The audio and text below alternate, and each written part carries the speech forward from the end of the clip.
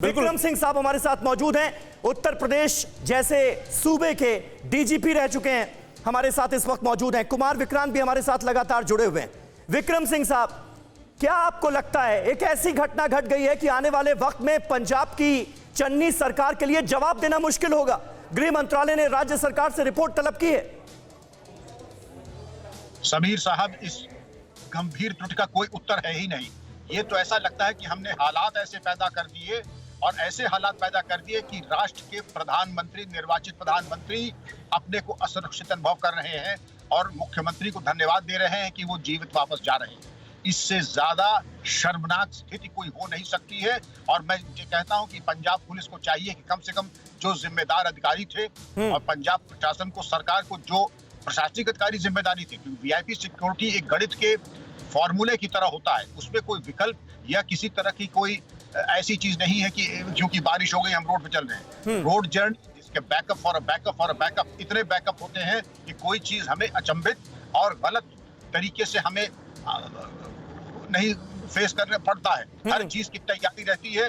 एक समस्या के 4 विकल्प हम रखते हैं जी। चारों 5-10 विकल्प जब रखते हैं तो इस तरीके की अनहोनी घटना का होना ये दिखाता है कि या तो आपने जानबूझ के किया या आप में इतनी काबिलियत, सलाहियत नहीं थी कि आप चूके। बहरहाल दोनों ही परिस्थितियों में एडवांस सिक्योरिटी लिएजा इसीलिए होता है एसपीजी में, स्थानीय अधिकारियों में, कि एक-एक चप्पे की जानकारी। नहीं, विक्रम सिंह जी, मुझे एक चीज बताइए, मुझे एक चीज समझाइए। ये सवाल जो है, इसका जवाब हमारे दर्शक आपसे जरूर जानना चाहेंगे, क्योंकि जब आप डीजीपी थे यूपी के, न जाने कितने ऐसे मौके आए होंगे जब देश के प्रधानमंत्री का दौरा हुआ होगा यूपी के अंदर।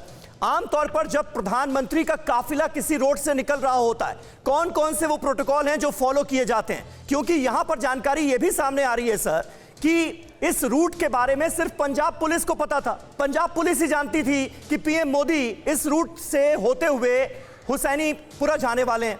उसके बाद भी प्रोटेस्टर्स ना सिर्फ उस रोड पर पहुंच जाते हैं, बल्कि काफिले को रोक लिया जाता है और इस कदर रोका जाता है कि पीएम को 20 मिनट इंतजार करने के बाद भी वापस जाना पड़ता है। समीर साहब, जरा गौर से सुने। ये पीएम के रास्ते की पूर्वाभ्यास इतनी बार होता है, चप्पे चप्पे को छावनी में बदल दिया जाता है। और अगर किसी में इतना दम हो, आकर के सामने आकर के दिखा, भूसा भर दिया जाता है। वीआईपी सिक्योरिटी में नॉन नेगोशिएबल, इसमें किसी तरह का कोई विकल्प या उदारता नहीं।